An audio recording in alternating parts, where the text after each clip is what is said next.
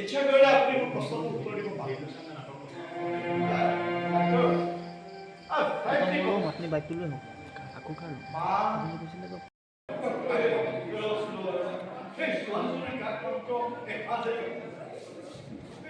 লগত গামোচা বান্ধি অহা এখন ফটোৰ বাহিৰে একোৱেই নাই। গোলাৰ পৰা কিনি আনি দিওঁ। ভাল হ'ব ভাল হ'ব। খুদাই যেতিয়া ছোৱালীজনী তোৰ হাততে দিছে যদি তোৰে ছোৱালী আছে ইয়াৰ ওপৰতে আৰু কিবা এটা কৰা। গাড়ী আছেই নহয়? আছে আছে। মই পিছে যাওঁহে আৰু যাওঁ বোলো। বল তেতিয়াহ'লে বল। আমি ন গভীৰ কথা হ'ল।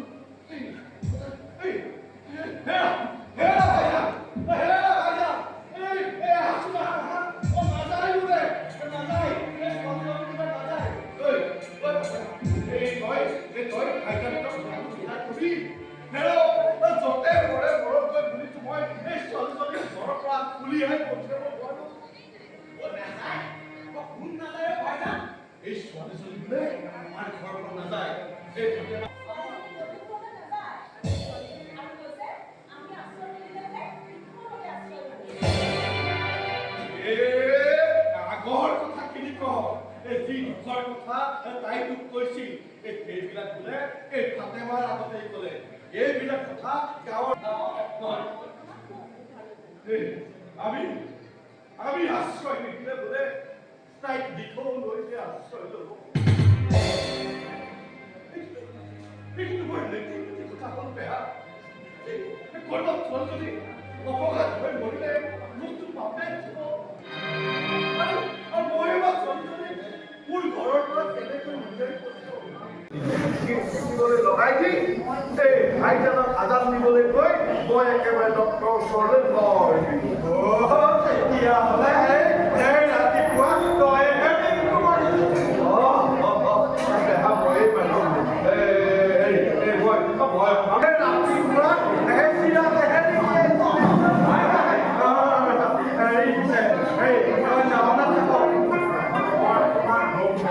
ৰবি নেকি? তেতিয়াহ'লে মই ইয়াত পাছতে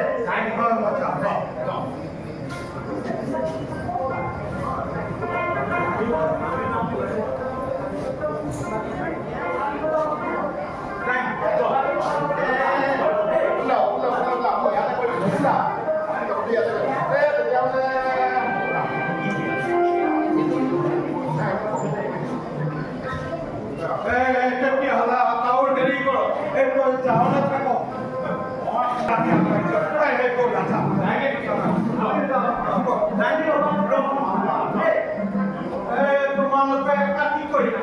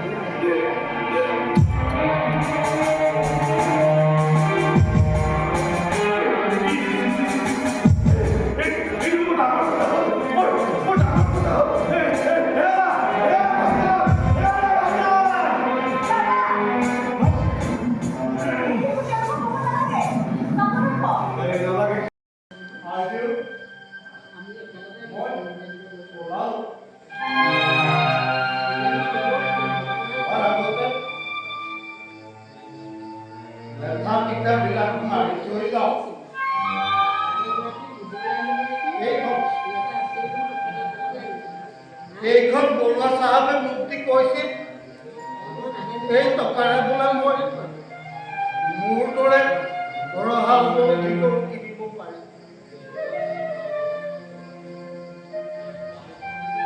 কিন্তু এতিয়া হিচাপত পলাকৈ মই বোলে 20 হালকৈ বলধি গৰু কিনিব পাৰিম। কিয়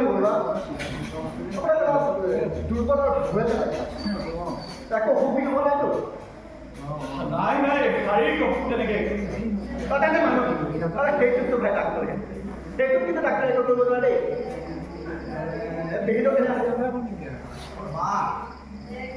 মা আছে আৰু আগতকৈ অলপ দুৰ্বল হৈছে। ধৰি মেলি অনান্য কৰোঁ। তাকেতো পেহীটো আৰু এবাৰ ৰেডি হ'ব পৰা হ'লে ভাল আছিল। কিন্তু এইটো সময়ত মই তোমাক পেহীটোক কলিকতালৈ নিবলৈ ক'ব নোৱাৰিম। হ'ব ৰ'বাচোন বাৰু।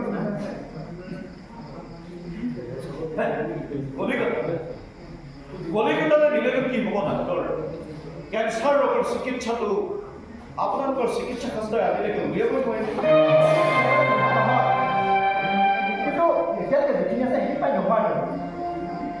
বাট আই এম চিয়'ৰ যে অতি সোনকালে টিভিৰ দৰে কেঞ্চাৰৰ কিন্তু অতি সোনকালে চিকিৎসা হ'ব।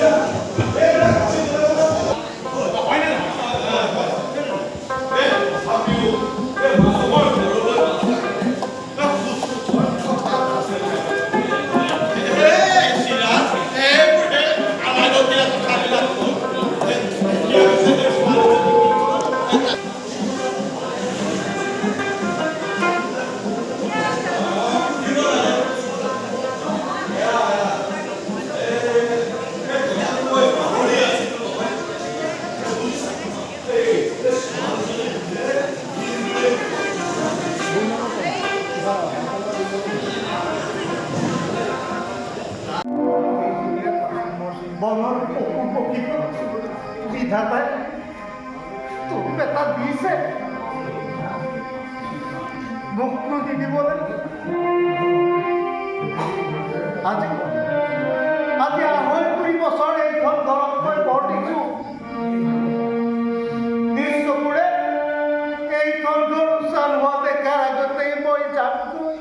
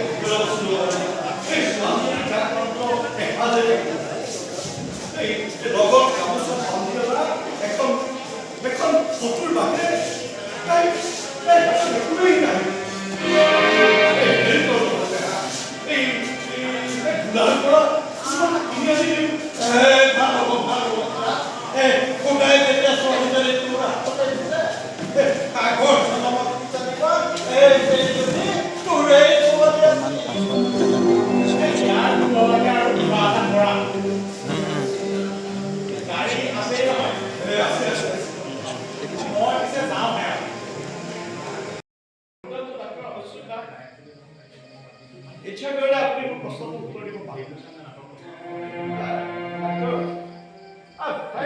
আপুনি বাইকটো লৈ আহক আকৌ কাৰ কৈছিলে তো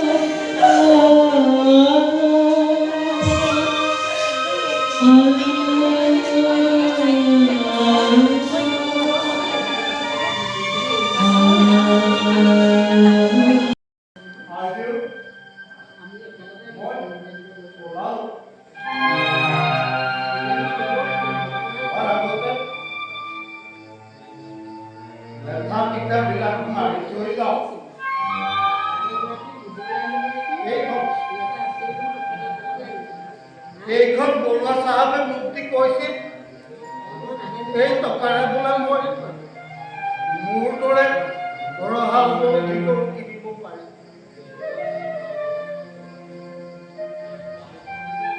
কিন্তু এতিয়া হিচাপত পলাকৈ মই বোলে 20 হালকৈ উপলব্ধি কৰি কিনিব পাৰিম। আজিও মই পলাও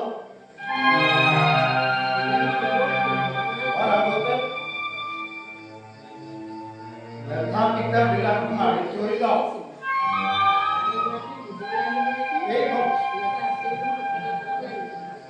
এইখন বৰুৱা চাহাবে মুক্তি কৈছিল এই টকাৰে বোলে মই মোৰ দৰে দৰহাল উপলব্ধি কৰি কিনিব পাৰিম।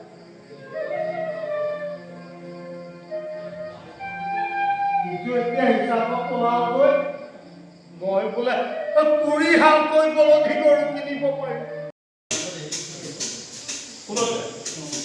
আপনি জানে হয় কলিকতাৰ আশুতোষ মুখাৰ্জিৰ মতো হয়ে আছে তাৰ সম্মুখীন চিত্তৰঞ্জন ক্যান্সাৰ হসপিটাল এই খিড়িকিয়েদি বাহিৰলৈ চাই থাকোঁ কিছুমান বেমাৰীৰ মুখবিলাক মোৰ চিনাকি ৰোগী প্ৰথমতে কি হয় জানে পাছত কাৰণ আহি যেতিয়া হস্পিটালত পোৱা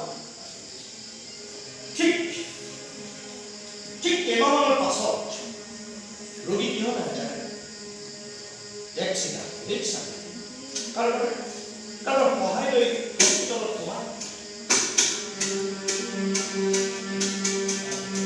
কিন্তু তাৰ পাছত দেখোন একেবাৰে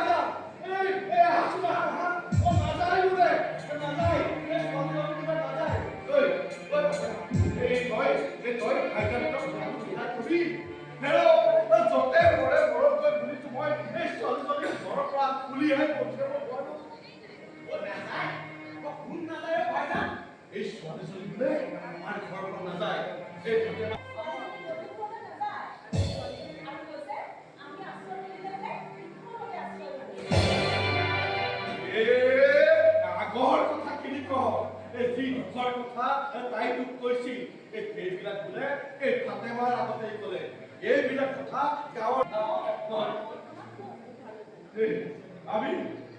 আমি আশ্ৰয় নিদিলে বোলে তাইক দীঘলৈকে আশ্ৰয় ল'ব কিন্তু মই নীতি কথা হ'ল বেয়া কৰবাত ছোৱালীজনী অপঘাত হৈ মৰিলে মোকতো পাপে আৰু মই বা ছোৱালীজনী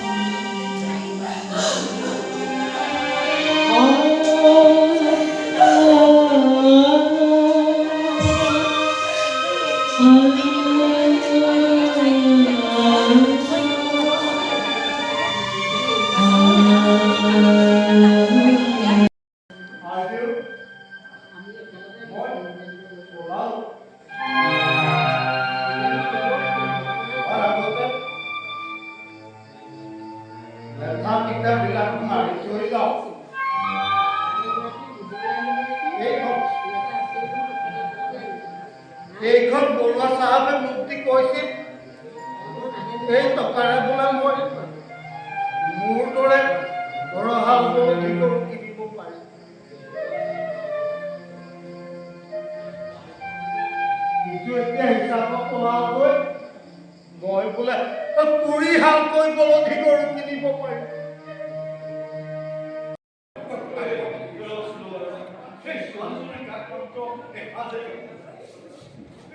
লগত গামোচা বান্ধি অহা এখন ফটোৰ বাহিৰে তাই একোৱেই নাই গোলাৰ পৰা কিনি আনি দিওঁ ভাল হ'ব খুদাই যেতিয়া ছোৱালীজনী তোৰ হাততে দিছে সেইজনী তোৰে ছোৱালী আছে ইয়াৰ ওপৰতে আৰু কিবা এটা কৰা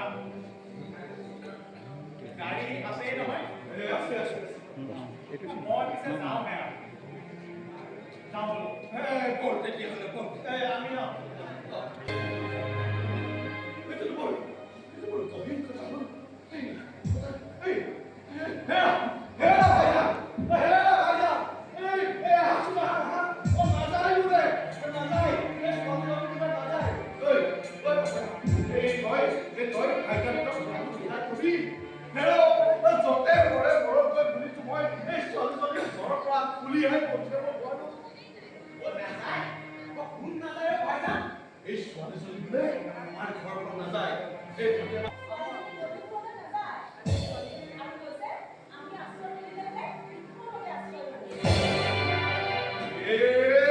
আগৰ কথা কিনি কওঁ এই যি দুখৰ কথা তাই তোক কৈছিল এইবিলাক বোলে এই ফাতেমাৰ আগতেই ক'লে এইবিলাক কথা গাঁৱৰ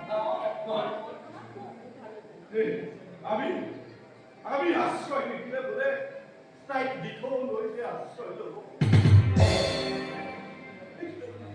এইটো বৰ নীতি কথা হ'ল বেয়া কৰবাত ছোৱালীজনী অপঘাত হৈ মৰিলে মোকতো পাপে দিব আৰু মই বা ছোৱালীজনী মোৰ ঘৰৰ পৰা কেনেকৈ উলিয়াই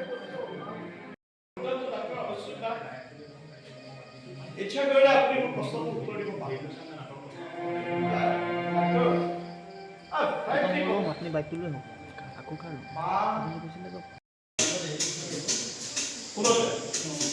আপনি জানে মই কলিকতাৰ আশুতোষ মুখাৰ্জীৰ লগত পাই আছে তাৰ সন্মুখত চিত্তৰঞ্জন কেঞ্চাৰ হস্পিটেল এই খিৰিকীয়েদি বাহিৰলৈ চাই থাকোঁ কিছুমান বেমাৰীৰ মুখবিলাক মোৰ চিনাকি ৰোগী প্ৰথমতে কি হয় জানে পাছত আহি যেতিয়া হস্পিটেলত পোৱা ঠিক কেইমাহমানৰ পাছত ৰোগী কি হয় জানে এক্সিডেণ্ট ৰিক্সা কাৰোবাৰ সহায় লৈ হস্পিটেলত পোৱা কিন্তু তাৰ পাছত দেখোন একেবাৰে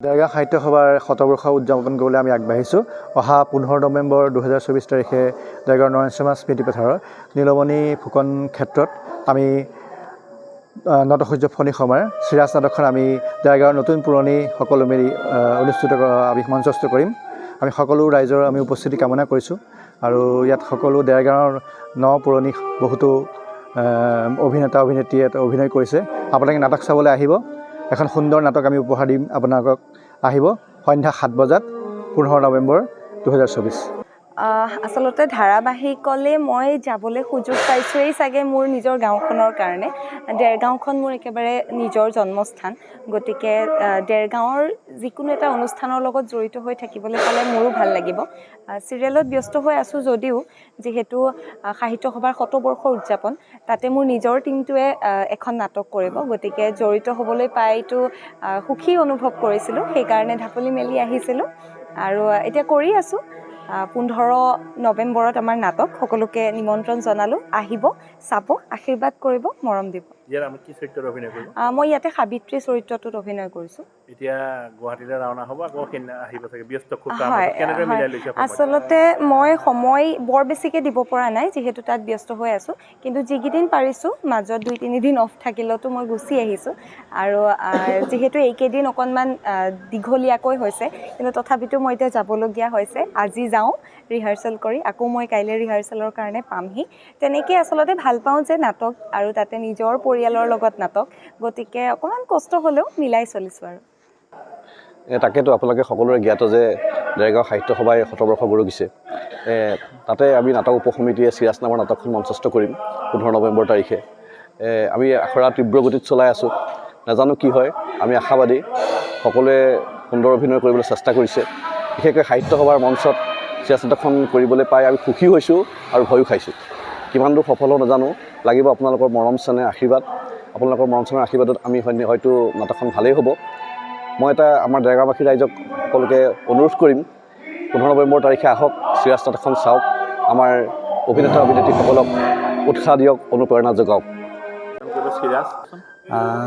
দেৰগাঁও সাহিত্য সভাৰ গৌৰৱোজ্জ্বল শতবৰ্ষ অনুষ্ঠান সেয়া অহা 15, 16 আৰু 17 নৱেম্বৰত দেৰগাঁও নৰেন শৰ্মা স্মৃতিপথাৰত অনুষ্ঠিত হ'ব সেই প্ৰথম নিশা মানে 15 নৱেম্বৰৰ সন্ধ্যা 7 বজাত আমাৰ নাটক উপসমিতিৰ উদ্যোগত নটসূৰ্য ফণী সমাৰ কালজয়ী নাটক চিৰাজ মঞ্চস্থ হ'ব আমাৰ আপোনালোকে দেখিছে যে মঞ্চৰ আখৰা চলি আছে আমি যিমান পাৰিছোঁ চেষ্টা কৰিছোঁ আমি শিল্পী কলা কুশলী সকলো সমবেত হৈ চেষ্টা অব্যাহত ৰাখিছোঁ যে নাটকখন সকলোৱে ভালদৰে উপভোগ কৰিব পাৰে আৰু আমি নাট্যপ্ৰেমী দৰ্শকক আপোনালোকৰ জৰিয়তে অনুৰোধ জনাব বিচাৰোঁ যাতে অহা 15 নৱেম্বৰৰ সন্ধ্যা 7 বজাত অনুষ্ঠিত হ'ব লগা আমাৰ নাট্য নিবেদনত আপোনালোক আহিব আৰু আপোনালোকে আমাৰ ভুল ত্ৰুটিবোৰ দেখুৱাই দিব, নাটকখন উপভোগ কৰিব আৰু আপোনালোকেই হ'ব আমাৰ প্ৰেৰণাৰ উৎস। ধন্যবাদ। ধন্যবাদ। মই এইটোকে ক'ম, অহা 15, 16, 17 তাৰিখে আমাৰ শতবৰ্ষ দেৰগাঁও সাহিত্য সভাৰ শতবৰ্ষ পূৰ্তি অনুষ্ঠানত প্ৰথম দিনাই 15 তাৰিখে আমাৰ ফণী শৰ্মাদেৱৰ কালজয়ী নাটক চিৰাজ দৰ্শকে উপভোগ কৰিবলৈ পাব। এই চিৰাজ নাটকত আমাৰ যিখিনি দেৰগাঁও শিল্পীসকলক লৈ এই নাটক আমি মঞ্চস্থ কৰিবলৈ ওলাইছোঁ। আমি এটা কথা সকলোকে আহ্বান জনাম যে এই নাটকখন সকলোৱে উপভোগ কৰক, আমাক উৎসাহ দিয়ক। দেৰগাঁও সাহিত্য সভাৰ সকলো কৰ্মীক এই মঞ্চৰ যোগেদিয়ে আমি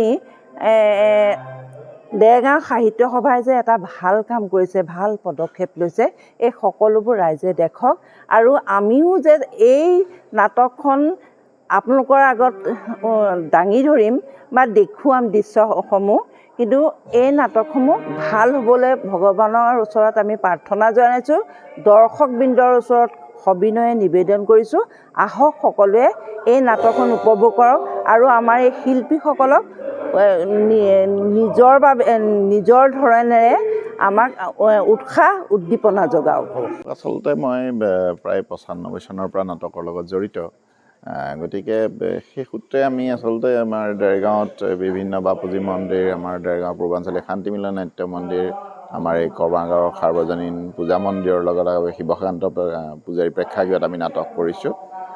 গতিকে সেই সূত্ৰে আচলতে আমাৰ শতবৰ্ষৰ